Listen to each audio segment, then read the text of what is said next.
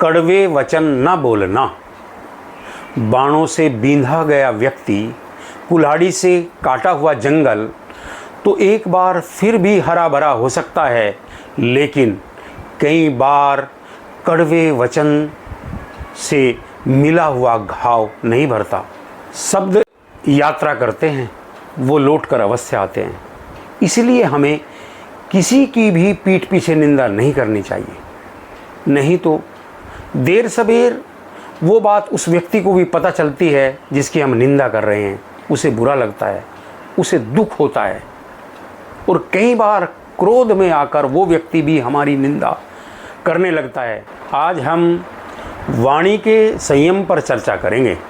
भगवत गीता में 3 प्रकार के संयम गिनाए गए हैं: मानसिक संयम, वाचिक संयम एवं शारीरिक संयम। कर्म 3 प्रकार के होते हैं: शारीरिक, वाचिक एवं मानसिक। इन्हीं के आधार पर 3 तरह के कर्म बनते हैं: वाचिक कर्म, शारीरिक कर्म एवं मानसिक कर्म। इन्हीं तीनों को वश में करने का नाम है मानसिक संयम, वाचिक संयम एवं शारीरिक संयम। आज का हमारा विषय है वाचिक संयम, अर्थात हम अपनी वाणी पर कैसे संयम रखें। वाणी का संयम है अधिक न बोलना। संस्कृत में एक वाक्य आता है, बहुभाषिणो न श्रद्धाति लोकः, अर्थात जो बहुत बोलते हैं लोग उनके प्रति श्रद्धा नहीं रखते। एक जगह और आया है, मितम चसारम वचो ही वाग्मिता, अर्थात सारयुक्त बोलना और थोड़ा बोलना वाणी का सौंदर्य होता है। जो व्यक्ति अधिक बोलता है वो व्यर्थ बोलता है, असत्य बोलता है, अपनी मानसिक शक्तियों का ह्रास करता है। कई बार अधिक बोलने के कारण उसे पछताना पड़ता है, अपमानित होना पड़ता है। इसलिए हमें अधिक नहीं बोलना चाहिए, जिससे हम अपने वाणी को अपने वश में रख सकें। इसलिए हम जब भी बोले उसे अपने हृदय की तराजू पर तोलकर, अपने मन की तराजू पर तोलकर, मन के द्वारा जानकर ही हम किसी वाणी को बोले। सोच समझकर बोलने का सबसे आसान तरीका है कि हम कम बोलें। यदि हम कम बोलेंगे तो निश्चित रूप से हम सारयुक्त बोलेंगे, निश्चित रूप से हम सही बोलेंगे। यदि हम ज़्यादा बोलेंगे तो निश्चित रूप से हम सोच समझकर नहीं बोल सकते। इसलिए हमेशा अपनी वाणी को सोच समझकर बोले, जिससे हमारी वाणी से दूसरों को कष्ट ना हो और हमें स्वयं भी कष्ट का सामना न करना पड़े। वाणी का तीसरा संयम है क्रोधपूर्वक न बोलना। क्रोध की सबसे बुरी बात यह है कि क्रोध में व्यक्ति अपने विवेक को खो देता है। क्या सही है, क्या गलत है, उसको पता नहीं चल पाता। उसके चेहरे की भाव भंगिमा बदल जाती है, उसका स्वर बदल जाता है, वो अपनी वाणी को उच्च स्वर में बोलता है। तो इससे जिसे हम बोल रहे हैं उस पर वो प्रभाव ही नहीं पड़ पाता जो हम कहना चाहते हैं।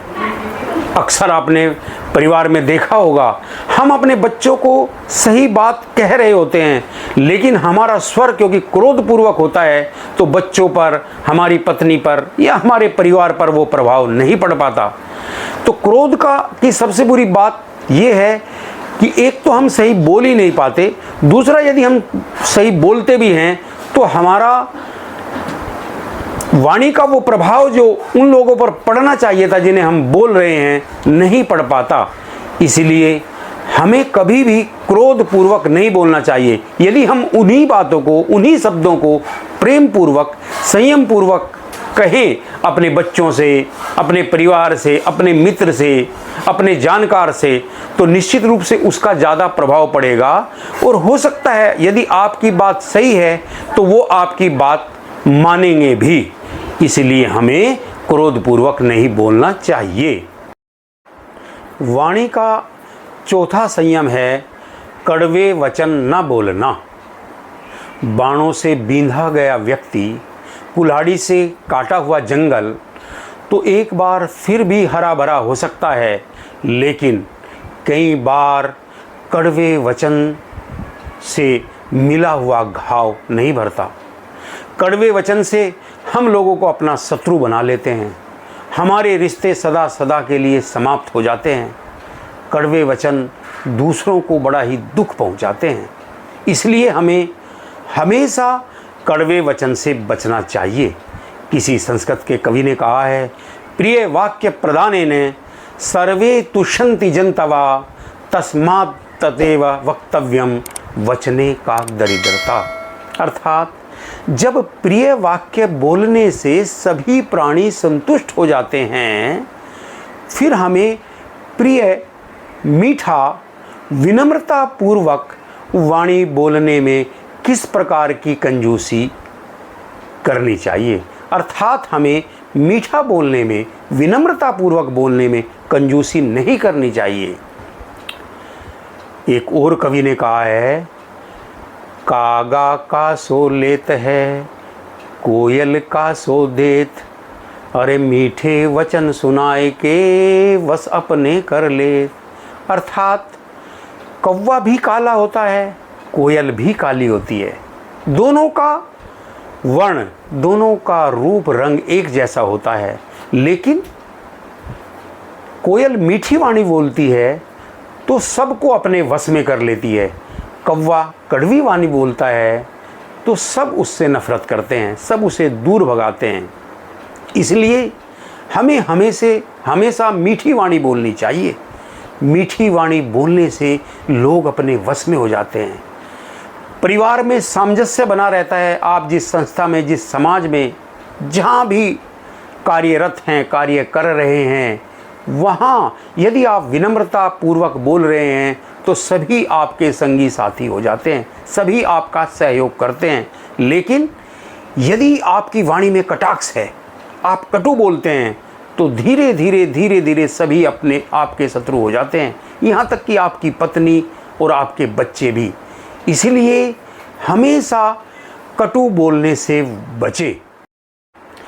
वाणी का 5वां संयम है, किसी की पीठ पीछे निंदा न करना, किसी का उपहास न बनाना।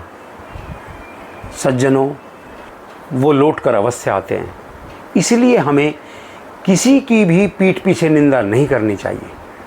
नहीं तो देर सबेर वो बात उस व्यक्ति को भी पता चलती है जिसकी हम निंदा कर रहे हैं, उसे बुरा लगता है, उसे दुख होता है, और कई बार क्रोध में आकर वो व्यक्ति भी हमारी निंदा करने लगता है, वो व्यक्ति हमारा शत्रु बन जाता है।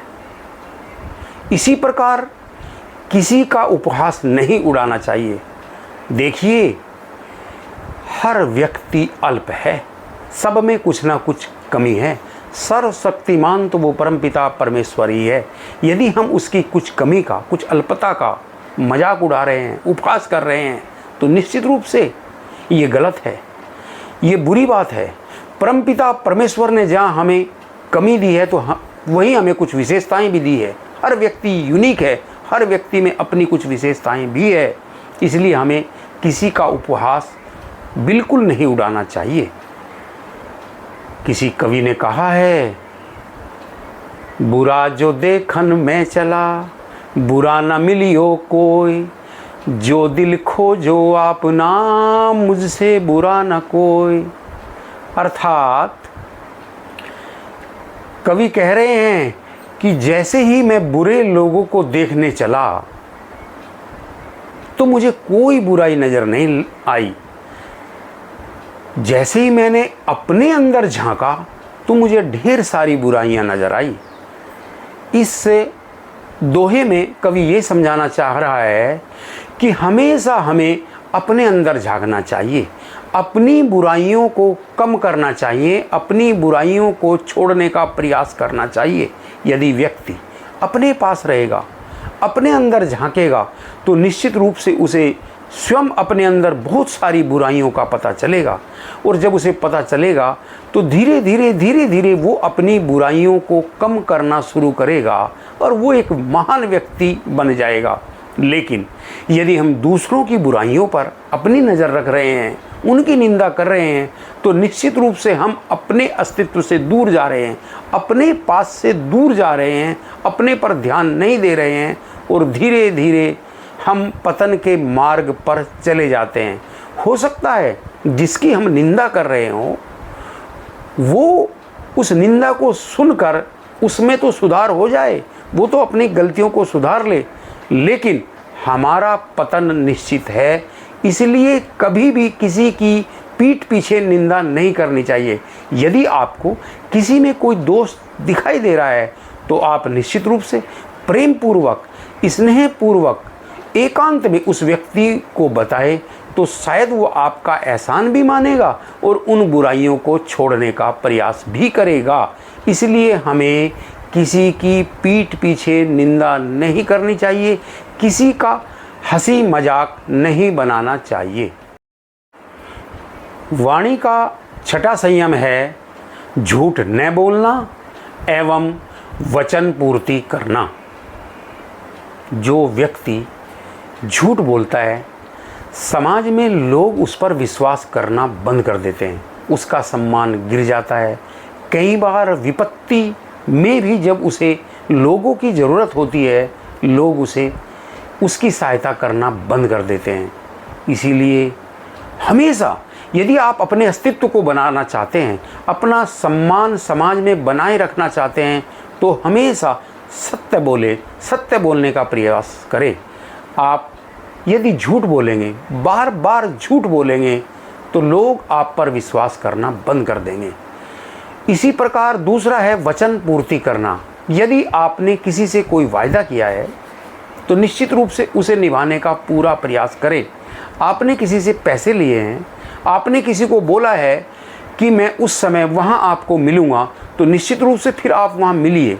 आपने किसी से उधार लिया है 10 दिन के लिए कहकर, 20 दिन के लिए कहकर, तो आप उसे उस समय लौटाइए। यदि आप उसे उस समय लौटाएंगे तो निश्चित रूप से समाज में आपकी विश्वसनीयता बढ़ेगी। विश्वसनीयता बढ़ने का सबसे बड़ा लाभ ये होगा, यदि आपको कल भी ज़रूरत है तो उसकी पूर्ति करने के लिए समाज में आपको बहुत सारे लोग मिल जाएंगे। लेकिन यदि आप अपने वायदे पर खरे नहीं उतरे हो तो इससे समाज में आपका स्तर गिर जाएगा। लोग आपको समय पड़ने पर कुछ भी उधार नहीं देंगे। इसी प्रकार यदि आपने कहा है कि मैं 3 दिन में ये काम कर लूँगा, या मैं आपको वहाँ मिलूँगा, या मैं ये अमुक वस्तु आपको उस समय लौटा दूँगा, तो निश्चित रूप से पूरा प्रयास करें उस अपने वचन पर खरा उतरने के लिए। इससे धीरे धीरे आपका समाज में मान सम्मान बढ़ेगा। और यदि आप ऐसा नहीं कर रहे हैं, आप झूठ बोलते हैं, झूठ बोलने की सबसे बड़ी और सबसे बुरी बात यह है कि झूठ बोलने पर आपको याद रखना पड़ता है। आप डिसबैलेंस होते हैं, आपका व्यक्तित्व हिलता है, आप बैलेंस में नहीं रह पाते।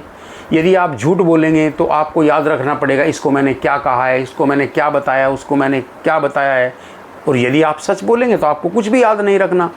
इसलिए हमेशा कोशिश करें कि आप सत्य ही बोलें, झूठ बोलने से हमेशा बचें।